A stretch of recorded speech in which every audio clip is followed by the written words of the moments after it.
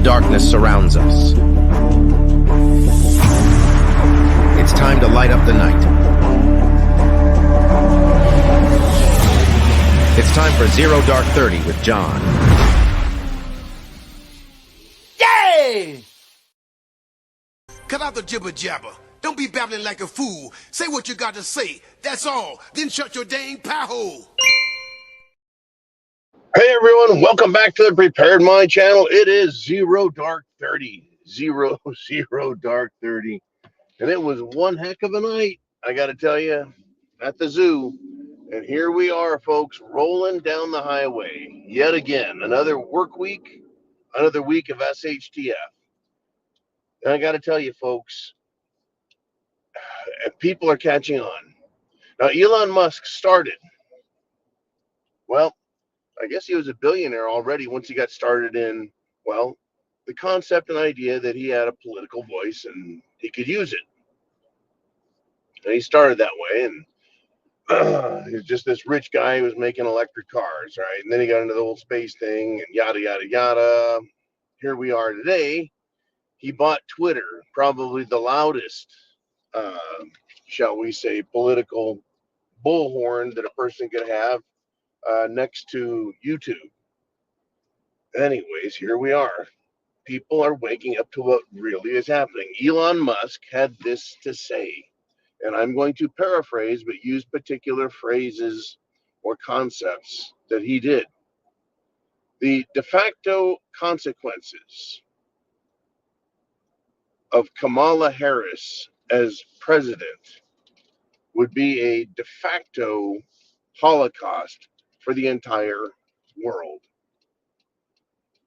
Now, it's slightly paraphrased because at this time of day, kind of hard to get things exactly right.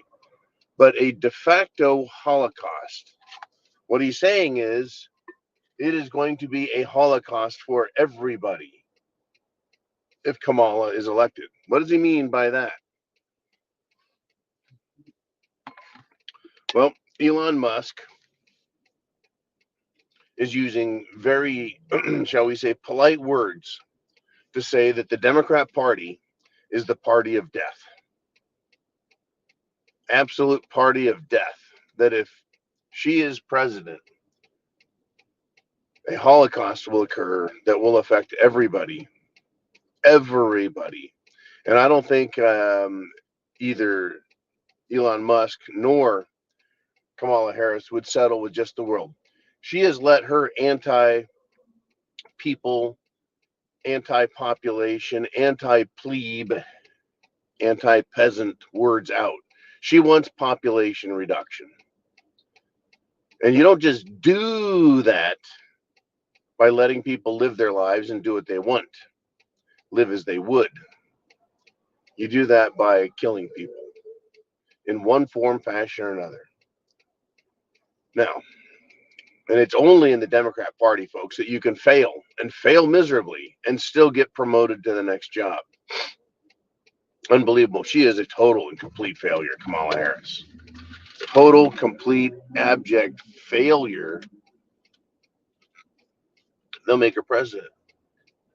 Well, she failed at protecting America, but she succeeded in the Democrat plan, which is death and destruction. I mean, Jill Biden, that's right. Jill Biden applauded,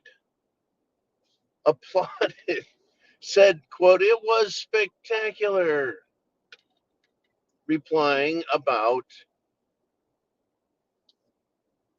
the Paris Olympic opening. I won't even call it a ceremony.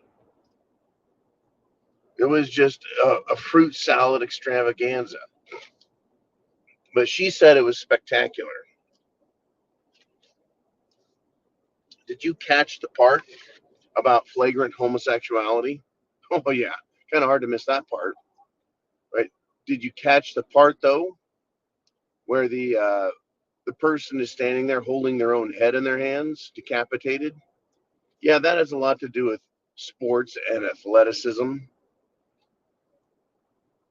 I mean, perhaps that was some imagery meant to represent Marie Antoinette. Let them eat cake. In other words, let the people starve to death. And then there was the myocarditis dance of death. Yes, yes, and yes. Right? There were young people all over the stage dancing, and then they would drop down, fall down, and lay there. And then the next set of dancers would dance and dance and dance, and then they'd fall down and lay there. Right? The whole stage full of dead young people. There is your Holocaust. There is your population reduction. There is your Democrat policy. And there is your Holocaust in dance, in ritual. Right? These people are genuinely sick. Absolutely sick, folks. It's not just the Democrats, it's the world power structure. They are the cult of death.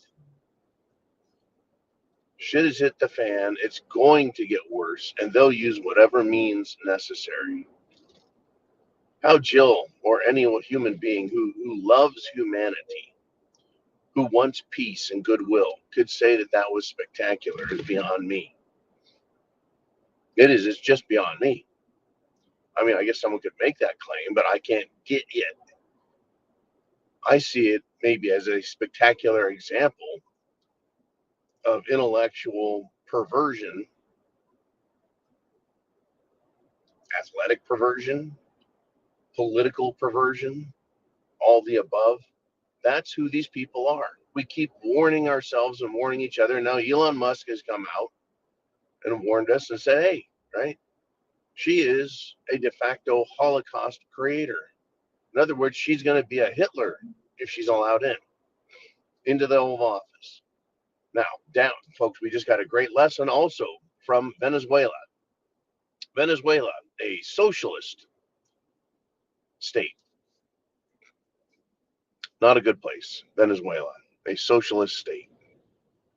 Got a little bit of news out of there. They just held an election, and Mr. Maduro, the communist dictator, had an election. People were having a hard time getting into the election. There were literal armed military personnel blocking entrances and just making life uncomfortable. And people still risked exposing themselves to that to go vote. Apparently, the vote, now this is exit polls. In other words, you come out of the poll and someone says, hey, who'd you vote for? Who'd you vote for? Who'd you vote for? Who'd you vote for? Who'd you vote for? Apparently, the challenger defeated Nicolas Maduro. But exit polls be damned, they just proclaimed Maduro winner. I think this is a fear we should all have because it's healthy to instruct us to take action now, not afterwards. The best way to fix a problem is to not let it become a problem. The best way to fix a problem is fix it as soon as you see it, not after the negative consequences. So in Venezuela, yeah, they held an election and they just decided, Maduro's the winner. Are we going to hold an election and the news media just decides Kamala's the winner? Kamala's the winner. It wasn't even close. She just totally destroyed Trump. Nobody in America likes Trump. Everyone loves Kamala. Are we supposed to believe that shit? What we should believe and understand is the possibility, the potential of that. It's real. That potential is real.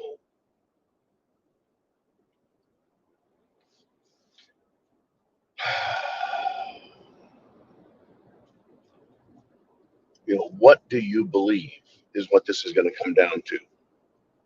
Do you believe that you should always obey authority, even when it's not in your best interest or you feel it's dangerous or wrong? Do you think you should just trust the system? Well, we've made it this far. They don't want to hurt us, right? And then you find out the hard way that, well, apparently government does want to hurt you. Right? That whole we made it this far. Can't we all just get along? Well, that's best said and lived with the necessary tools on your side to protect yourself. They didn't say 30 years ago, well, the United States won the Cold War with the Soviet Union. We should dismantle every single military gun and item on the planet. Like that just didn't happen. We have one heck of a show, folks, coming. One heck of a show. And a lot of people are sharing their opinions and are going to become much more, shall we say, assertive, authoritative, and loud about it. And Elon Musk is one of them. He's got everything to lose, folks. He's got billions to lose. I think that says a lot about his character, that he's willing to speak up and not just live large and benefit from the system. I think he's got some actual concerns about what their plans are for you, me, us, humanity. So get yourself prepared. I'll see you tonight at the show.